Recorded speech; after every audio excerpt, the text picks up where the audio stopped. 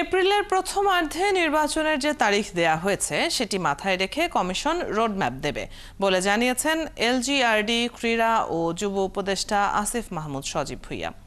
সোমবার কুমিল্লার মুরাদনগরের বিভিন্ন এলাকায় ঈদ শুভেচ্ছা বিনিময় শেষে তিনি একথা বলেন। উপদেষ্টা আরও জানান, স্থানীয় সরকার জনপ্রতিনিধি না থাকায় দৈনন্দিন সেবা থেকে জনগণ বঞ্চিত হচ্ছেন। সমস্যা দূর করতে সিদ্ধান্ত অনুযায়ী নির্বাচন কমিশনকে স্থানীয় সরকার নির্বাচনের আয়োজন করতে বলা হবে। এ সময় তার সাথে ছিলেন কুমিল্লার অতিরিক্ত জেলা প্রশাসক, পুলিশ সুপার সহ প্রশাসনের কর্মকর্তারা।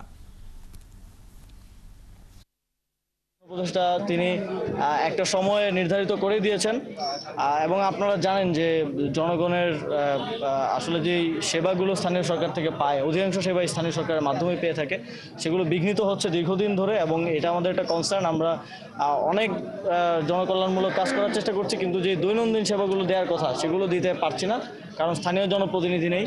তো স্থানীয় সরকার নির্বাচন আয়োজন করাটা আপনারা জানেন সরকারের প্রথম থেকে বিশেষ সদিচ্ছা ছিল। কোন পর্যায়ে কতটুকু আমরা করতে পারি, স্থানীয় সরকারের অনেকগুলো স্তর আছে, কতটুকু আমরা করতে পারি সেটা আমরা দেখব এবং সরকারের সিদ্ধান্ত অনুযায়ী আমরা সেই অনুযায়ী নির্বাচন কমিশনকে নির্বাচন আয়োজনের জন্য বলব।